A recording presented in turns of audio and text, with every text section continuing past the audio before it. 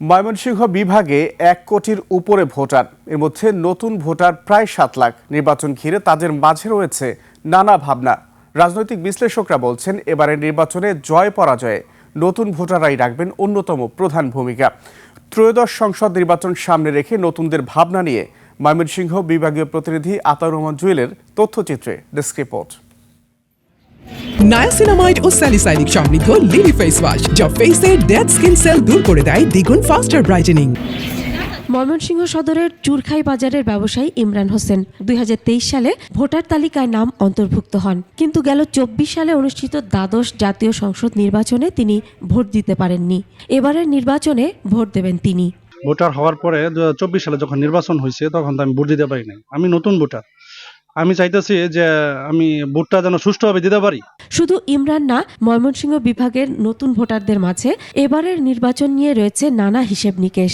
নির্বাচনের মাধ্যমে নতুন সরকার গঠিত হলে দেশে গণতন্ত্র ফিরে আসবে, বৈষম্য দূর হবে, মানুষের অধিকার নিশ্চিত হবে, কর্মসংস্থানের ব্যবস্থা হবে, এমনটাই প্রত্যাশা তাদের।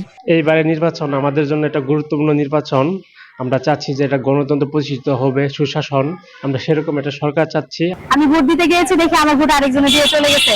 এখন হচ্ছে আমাদের ভোট দেওয়ার অনেক ইচ্ছা, আমরা চাই গ্রহণযোগ্য ভালো একটা নির্বাচন হোক। আমরা তো একটা ভালো চাকরি চাই, সেক্ষেত্রে যেন কোনো দুর্নীতি না থাকে এবং আমরা আমাদের যোগ্যতা অনুযায়ী যেটাতে আমরা এলিজেবল ওইটাতে যেন আমরা যেতে পারি। এটাই প্রত্যাশা করব যে যথাযথ পরিমাণ চাকরি কর্মসংস্থান যেন তারা তৈরি করতে পারে।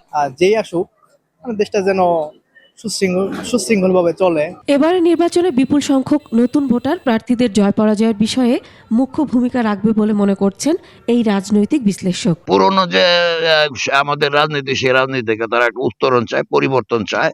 এবং এইবারের ইলেকশনে আমি যেটা মনে করি যে ইলেকশনে সুনির্দিষ্টভাবে কে যে জয়ী হবে এটা বলা কিন্তু কঠিন। 12 ফেব্রুয়ারি জাতীয় সংসদ নির্বাচনে কেন্দ্রগুলোতে শান্তিপূর্ণভাবে ভোট গ্রহণ অনুষ্ঠিত হবে, এমনটাই চাওয়া নতুন ভোটারদের। Masum আলিসা, desk report, 21 television.